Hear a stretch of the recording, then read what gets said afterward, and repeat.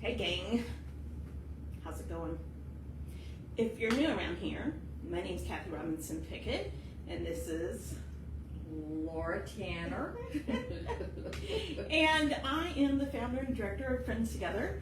And on our social media, we talk all things Friends Together, social justice, and whatever else happens to be going on in the world at the time. And right now, we're tired. Are you tired? It's a late night for us, you know. We're not in bed. It's 7 o'clock. I've worn Laura out. Laura's been with me since Saturday, and she's like, when do I get to go home? Currently, we've been taking luggage this weekend. We took luggage that's going to be shipped. Back up. So one of our volunteers for Friends Together, John, lives in Nebraska, and he's going to Tanzania this year with us, but he's going separate. And so he has kindly offered to take one of our big pieces of luggage that carries a lot of our supplies that we take to Tanzania. So he was down visiting family this weekend, and so we took the opportunity to drive up a bag and drop it off. So we road tripped, we met John, and we went to eat. We met him for lunch on Saturday, and at a place that I've eaten at for 30 years. And for 30 years, I thought this place, well, maybe not 30 years, but yeah, probably pretty close. I thought this place was called Pebbles Barbecue. Those of you in Polk County know it's in Auburndale. But I was schooled this weekend, and I guess it's really Peebles. Forever, I thought it was like Pebbles and Bam Bam. I don't know. I'm sure that came from somebody at the MCC church, because that's who I used to go there to eat with, was folks from the MCC church. So somebody along the line used their southern accent, and that's what I thought it was, and I stuck with it because I never knew any different. But anyway, we went there, and then we met Garrett and Jessica and the kids at Catfish Country. Laura didn't eat frog legs though, or alligator, but we had a good meal. And then we came to Sebring, and so we've been to Wauchula. I'm really just waiting on people to get on, as you can tell. So I took her through the mine roads. She got to experience old Florida. And we went to... Saw lots and lots of cows. Yeah. She saw Brahma cows, and a cow bull with humongous horns. So much so that I backed up so she could see it, because you don't see them in Florida too often like that. And then, and she got to see some of the mine pits and that sort of thing. And then she went to classes with me today and did some pictures for the website and that sort of thing. But today we did something, I'm going to let her talk about it, because I know a lot of people watching this are people from Florida. A lot of people on here are natives like me, Okay. who don't visit spots because we're natives, right? So tell them what we did. So I watch HGTV. She's retired. Yes. Even if I wasn't retired, I still watch it. Well, I don't necessarily do, but I like to watch. But anyway, they have a show called Hometown Takeover. I can't remember now what the name of it was, but they a small town makeover. And so they pick a small town and they go in and they help revitalize their downtown area. They pick certain, businesses, and they remodel and help spruce up others, and they help renovate residences for the people that do a lot for the community in the area. And just by chance, I had just finished watching the 6-part episode on Sebring, Florida. I go, that's where we're going this weekend. And I said to Kathy, I'd like to go there. I'd like to see the places they were showing on there. So it's very close to, the hotel and stuff, so we had some time yesterday, so we figured we'd just go down there, and Kathy's telling me, Oh, there won't be anybody down there. there won't be anybody down there, everything will be It's Sunday, closed. nothing will be open. It's Sunday, and we're driving in, and there are cars everywhere. Droves of people. Those of you that have lived Polk, Collins, and Hardy County, when I tell you there were droves of people, there were cars everywhere.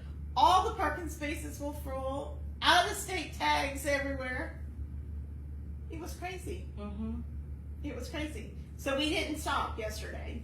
No, we just kind of drove around and said, yeah, well, we're coming back tomorrow, And so we did. which was today, so. So in between classes today, we went and ate. And I got to tell you, if you are local to Polk, Collins, and Hardy, you need to hit Sophie's Cafe up. It is in the old Salvation Army building, and it was delicious. It's Cuban, and I had chicken fricassee something. I don't know. It wasn't quite that, but it was close. It was chicken stewed with tomatoes and peppers and potatoes, and rice and black beans and plantains, and it was $14.95. And you had I had the El Ricky Cuban sandwich, which was pretty much it was like chicken fajita meat and seasonings on toasted Cuban bread. Oh man, was that good. That was really good. and then we had desserts. And we're sitting at the table, and what's In standing front in of front of us giant. is the dessert, the dessert case. So anybody that knows me and really knows me knows that I love guava. So I had a guava pastry. And I had the Tres Leches cake, and it was good. It was good. So if you are in the area and you live here, go check it out. I'm telling you, it's so pretty. They've done such nice things with the stores and stuff. We'll probably go back down after class tomorrow and eat somewhere. I don't know. But it's really nicely done. And what they've done to the circle is beautiful. They've put in really super nice picnic tables, some stuff for the kids, cornhole, a ping pong table. They've got lights in the trees. I mean, it's just really fixed up, super nice, and I'm super impressed. So take a jog down, look at it. If you're not in the area and you want a nice drive, go visit the center of Sebring. So, well, I see some folks have jumped on. So, what we are here to do is update. The time is ticking. We have less than 7 weeks. Yeah, less than 7 weeks, and you said 48 days, 47 sleeps. It's coming up real fast. So for those of you that may be joining that they're new to my social media, because I've picked up a lot of people lately, and some of you are from different parts of my life, you will start seeing a lot of lives in the next 6 or 7 weeks, and then throughout the summer. And most of them will be about our work in Tanzania. So this will be our 21st year. Our 21st year. That's crazy. 21 years of working in Tanzania, supporting the local relief effort in the Moshi region. For those of you that may not know, we have a whole entire program. We have a tailoring school for HIV positive women. We work with 400 HIV positive women and their families. We support a couple of elementary schools worth of children, and we have our own clinic, and we distribute reusable sanitary pads throughout the region. And then we support with other supplies and other volunteer activities, a number of other schools and communities. But our basic program services 400 HIV positive women and their families. And this will be Lauren's 3rd trip. Yes, it is, surprisingly. I went last year, and I came back and said, okay, I doubt I'll ever go back again, but here I am. Yeah. She said that after our first trip too. I did. You I did. You But did. here it is. It's kind of like when you give birth. Yeah. People say after you after you give birth, you forget how hard it was after a certain amount of time, and then you go, oh, I'll have another kid. It's kind of like that, right? Mm-hmm. No, it's not hard. It's not hard. But it can be grueling. It can be exhausting. You can, yeah. I mean, you see the impact you're making over there, and for me, it was a little emotional. So that's.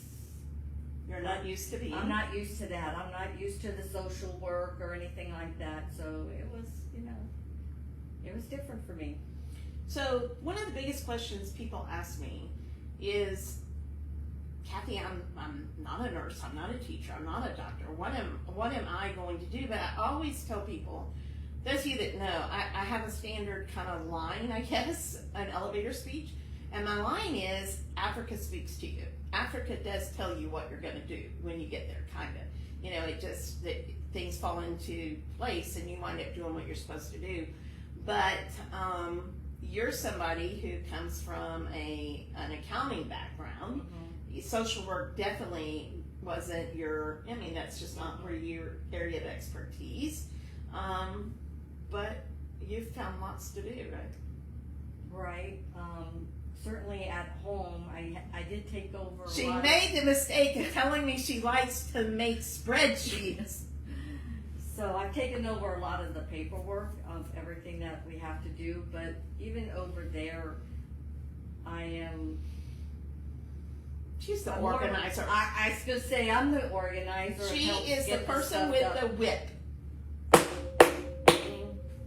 Let's see. Well, she is so organized, and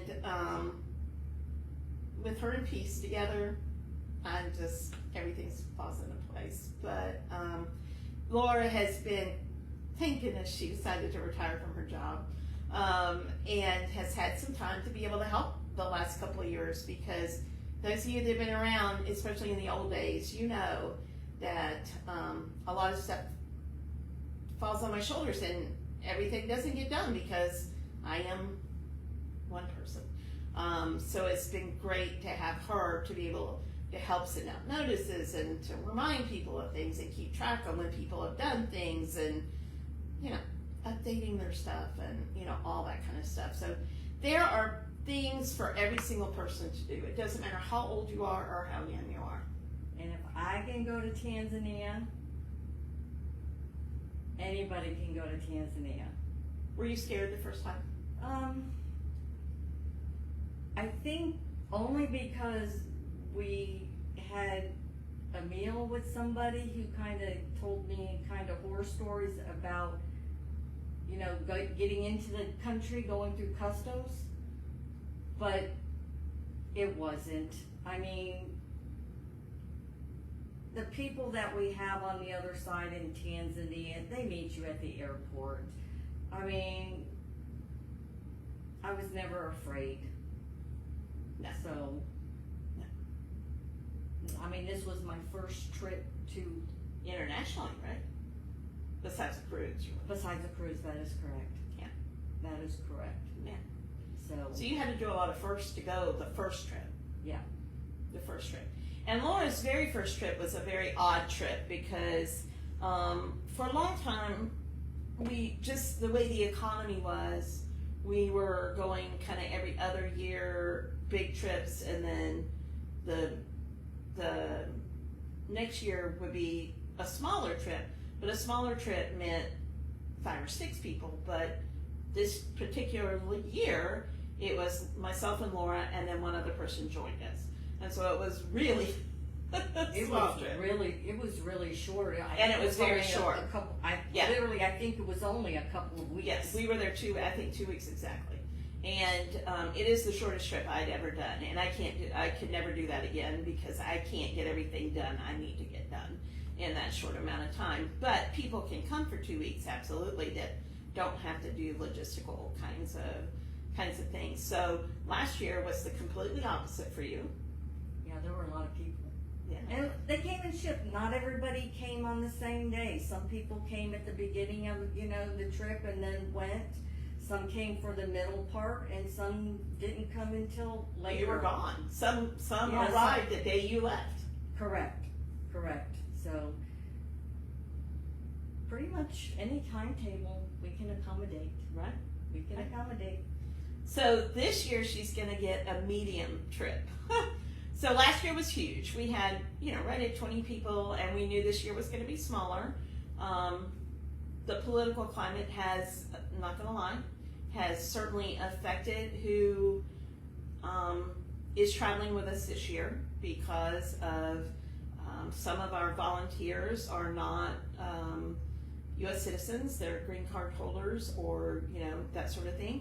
And so, or some are Canadian.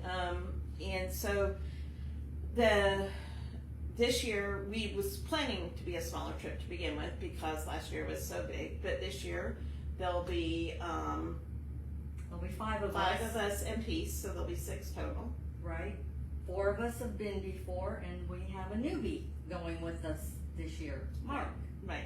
And although Mark is a newbie to this, Africa is his last continent, and he worked for the CDC forever. So he's new to Africa, but he's definitely not new to international travel, and he's not new to HIV and AIDS and the work that's going on. So I'm super excited, because we're going to do some things we've never done before. You guys will be along for the ride. You'll get to see it.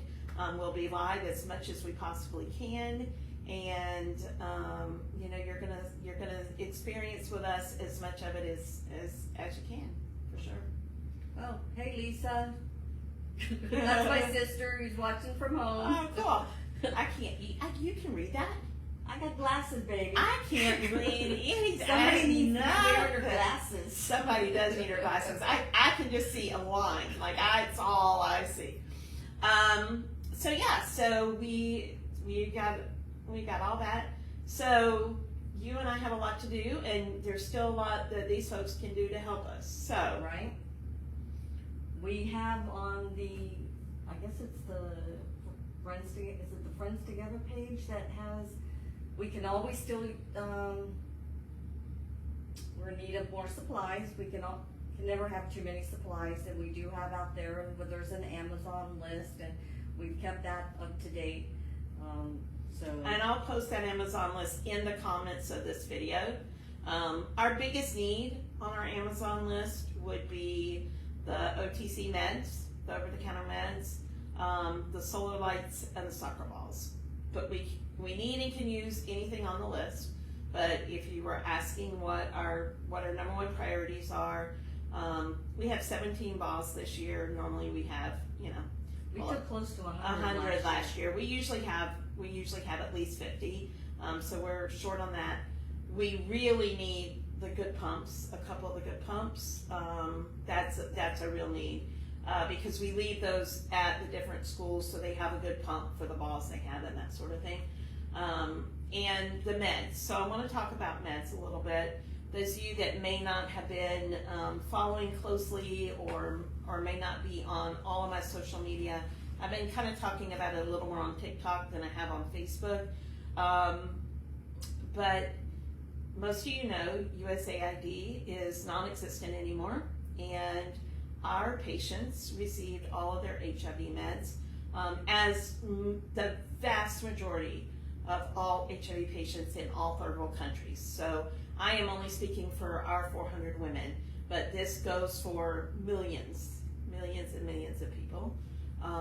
When USAID aid was abruptly shut down, that went all HIV meds that have been being distributed through small organizations and small agencies across the world. And we cannot possibly supply HIV meds. We can never have I won't say that. If there's some bazillionaire out there listening, and you say, hey, Kathy, how much money would it cost? Well, we can talk. But in our current financial situation, we could never ever supply ARVs, anti-retrovirals, to 400 plus people.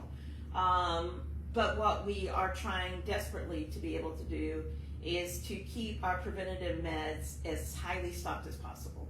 So that would be the things that our women and our children are going to be being attacked with because they aren't on ARVs. And so that's bronchial things, so things like Mucinex, things with DM in them, things that help break up, you know, the beginning stages of pneumonia, those kinds of things. Fungal creams, antifungal creams, over-the-counter pain relievers, over-the-counter fever medications, muscle creams, and that sort of thing. We have found a way to get a supply of some antibiotics and that sort of thing. We need money for it, but we do have a way to buy them. So if you would like to donate to the medication fund, that is new. We've never had a real medication fund before, but we are going to have an ongoing need for antibiotics and antifungals and the low modals and those sort of things. So that will just definitely be an ongoing thing. We have our clinics stocked as well as we can right now, but something that is happening, again, in every third world country, not just in Tanzania, anywhere where USAID has pulled up and is not there to be supplying antivirals, not just antivirals, malaria meds, all the things, right? I'm talking HIV, but we're talking all the things. The local pharmacies are out of the things that treat the things people get, right? The pneumonias and that sort of thing. Or if they do have supplies of antibiotics, they're jacking up the prices, they're holding them back. They're, you know, it is what it is, right? So we've tweaked the trip this year. So for the first time, we're gonna go to Dar es Salaam, which is like going to New York City. And we're gonna spend a day at the pharmacies stocking up our clinic that way too, with, you know, antibiotics and that sort of thing. So how we do business is changing, it's ever changing in this light, but keeping our women alive, keeping our children alive, keeping our families alive, that's our number one priority. So because of that, this year we will be distributing fewer reusable sanitary pad kits than we did last year, but still a lot. We have 2,500 kits made and ready to be distributed, and a few weeks ago we had to look at that and say, okay, do we stop sewing and start putting money into meds? Do we keep going and do 4,000 kits as we did last year? And we had to say no. 2,500 is where we're going to stop. Because again, a They have to be alive for the kids to mean anything, so. Right. So, so that's where we are. We are about $5,000 short of our needs, not our wants, of our needs. So if anybody wants to help, I'll also put the donation information in this comments here. Obviously, you can donate on our website anytime at friendstogether.org or by Zelle anytime at hiveducation@aol.com. But I'll also put our Cash App and, you know, the other stuff, all the things I'll put in the comments of this video. If you live in the Southwest Florida area or in the region and you want to help sort, pack, that sort of thing, shoot me a message. We'll let you know whenever we're having our next packing days. We'll definitely have packing going on over the holiday weekend because Ashley will be here to help. Yep. So that is Memorial Day. I get Memorial Day and Labor Day mixed up. It's Memorial Day. Memorial Day. Yep. Yeah, Memorial Day weekend. So we'll definitely have packing stuff going on that weekend, and you know, that's that. Can you think of anything else? No, not for this one. Not for this one. So I'm gonna take take Laura home tomorrow, and she's gonna say, "Do I ever do this again?" she's really gotten to see what it's like to be on the road with Kathy on a weekday. Oh, yeah. Lots and lots of driving. I know she drove a lot, but she's out in the freaking middle of nowhere. Laura's back's tired. So, But I've eaten well. I have eaten well. we have eaten well. Yes, we have. If you come on the road with Kathy, you're gonna eat. That's, obviously. Obviously that's a priority. So anyway, we appreciate you guys. I love you. None of this happens without you. And I promise for the next, 7 weeks, you'll see as many lives as I can get done and updates as things come in. We'll do some unboxing videos, all the things, and the countdown's on. So help us help them if you can, and if you can't, I understand things are tight for lots of people, but maybe you could share information with other people that could. And so that would be great if you could. So everybody stay safe. I know it's Cinco de Mayo, so if you're watching this live and you're gonna be out there on the roads, I need you to remember the designated driver is not the person that had the least amount of alcohol, it's the person that had no alcohol, okay? So just definitely remember that. Hey Kathy, hey Brian, I can't tell who else is on. I see Lisa's on. Oh man, there's a lot of you. Hey Ken, a lot of you are on. Very good, yay. So thank you guys for watching, and we'll see you later in the week. If not before, I'll see you this weekend. Take good care.